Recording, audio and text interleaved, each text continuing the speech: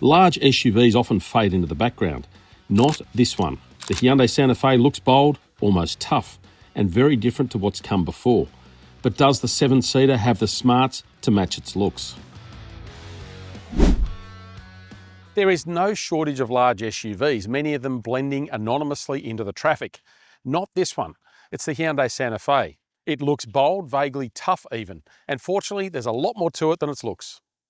First, the basics. The Santa Fe gets 3 rows of seats. Now, whereas many people used to choose diesel engines in their large SUVs, a lot of them these days are petrol only, and that's certainly the case with this car, although it does come with the option of a hybrid system.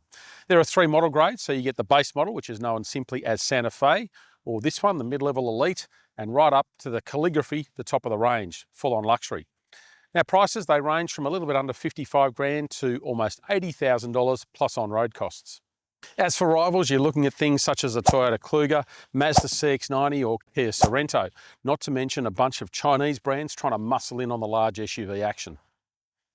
Hyundai has packed a heap of gear into the Santa Fe, starting with safety features. All get a 360-degree camera, blind spot warning with side view cameras, safe exit assist to temporarily prevent the doors being opened when you're parked, and various driver assist systems that helped it earn a 5-star safety rating. And there's one cool feature on Elite and Calligraphy models, remote parking. You can use the key fob to drive the car forward or back, basically your own full-size remote control. Okay, it's a bit more of a party trick, but if you're in a tight parking spot, it could also be handy. The Santa Fe gets a standard 5-year unlimited kilometre warranty, but if you get it serviced only at Hyundai dealerships, you can extend that to 7 years. Servicing is required every 12 months or 10,000 kilometres. Now that distance is relatively short, and it does mean that you could be getting 2 services a year.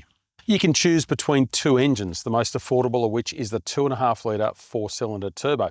It's powered by petrol. Now that one actually has the most grunt, but it uses a fair bit of fuel doing it.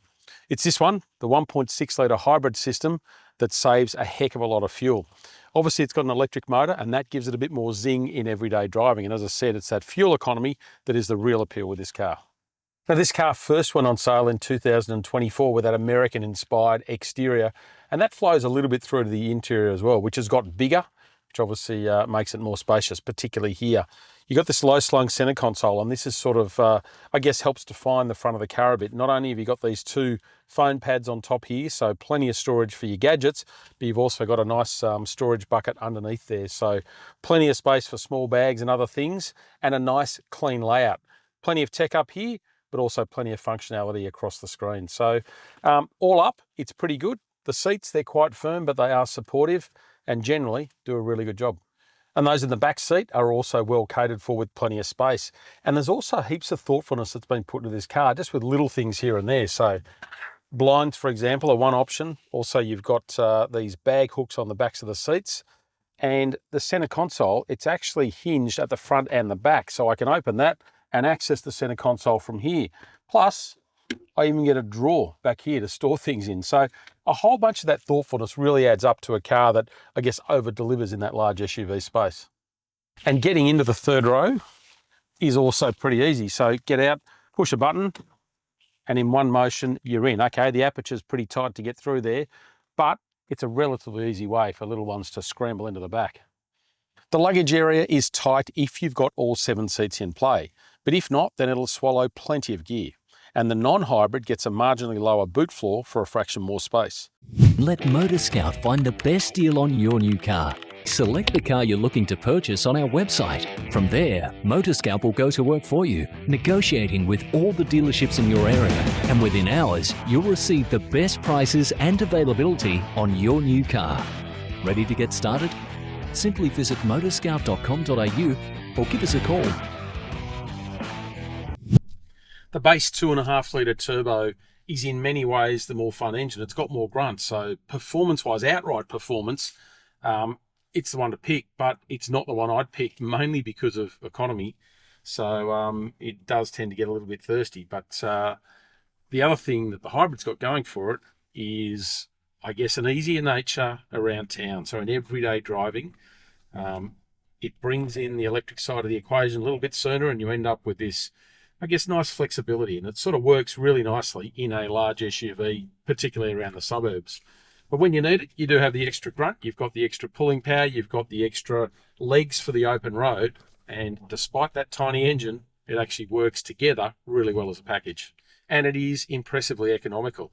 Again, people used to love diesels in their large SUVs, but this engine, the hybrid, is actually proving that you can do it just as nicely, even nicer, with a hybrid system. Now, the Santa Fe may have a bit of that sort of Land Rover adventurousness to the exterior design, but don't go thinking this thing's going to go clambering into the bush and get you out of all trouble, because it's not a proper off-roader. Beneath the skin, it has more of a car-like construction. That's why it works so well around town. It's got a really nice, easygoing nature to it in terms of the everyday drivability. Certainly, it is on-road where the Santa Fe does its best work, and it's got that crispness to the steering. It's got a little bit of agility to it. Again, for such a large SUV, it's actually really, really well behaved. And it's comfortable, and that is important. On a long drive, it's quiet. Around the suburbs, it's nice and comfortable. The suspension's quite compliant, so it all works. All up, it is a really nice package behind the wheel. The Hyundai Santa Fe is a car that will get on short lists on its looks alone. It's something fresh and interesting in the large SUV segment. But fortunately, its appeal runs a lot deeper than that. It's packed with gear, which makes the pricing more palatable, and it's also got a really thoughtful interior and is a great car to drive.